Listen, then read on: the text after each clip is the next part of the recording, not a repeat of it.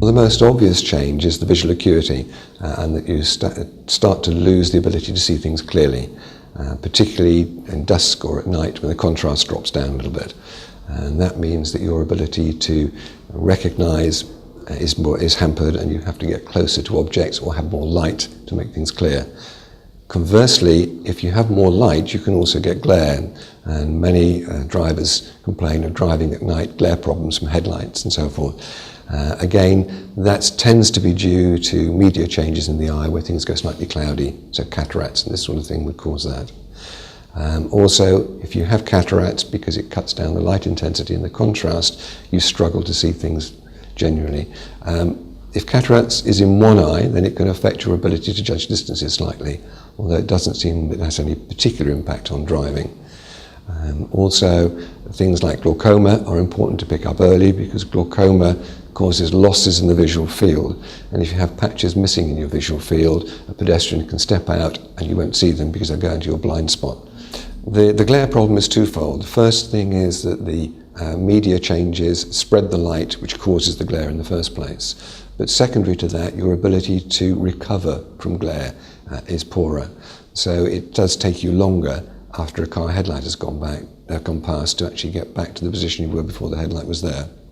There may not be many things that we can do to prevent the changes taking place in the eye, but things that you can try would be to have a balanced diet, to use supplements.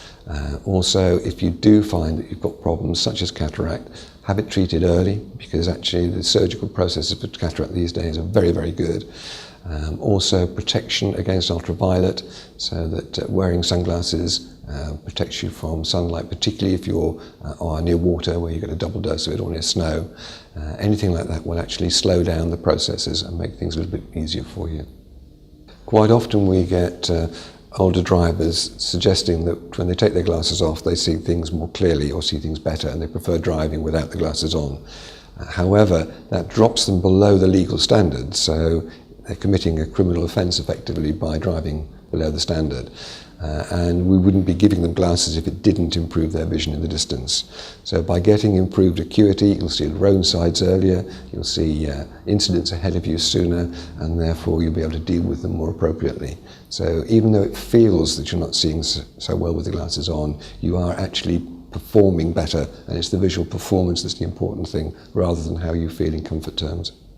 In terms of the ability to drive, from an eyesight point of view, there are two characteristics that are looked at when people are being assessed to see whether they're safe to drive or not. The first one is the visual acuity, in terms of the detail they can see. The second is the visual field, and that is the extent of the vision, how far out to the sides it goes. If you have deficits in either of those, or in both of those, then the DVLA will consider taking the licence away.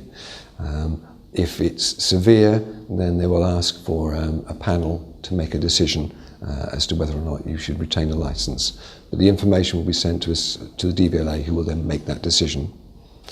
If you feel a family member isn't meeting the standards required for driving, then certainly get them assessed. But remember that really, when they're being assessed against a legal standard, and it doesn't take account of whether they are able to concentrate adequately. It doesn't take account of whether they are able to use information in an appropriate way. It simply measures what they can see. If you have concerns that it isn't just that's happening, but also they have problems with processing information, then it would be a question of discussing it with the GP, the patient's GP, and the GP would then make a decision as to whether a referral will be appropriate. An eye test will take about 20 minutes to half an hour. It will be somebody getting you to read letters on a test chart, checking your optical prescription to make sure whether you need to have any help to obtain the maximum benefit. Also looking at the eyes to make sure they are healthy both outside and inside, and if necessary checking the eye pressures to make sure that they're normal, and also if you're specifically requiring a test for driving, then they would look at your visual fields to make sure your visual fields meet the standards.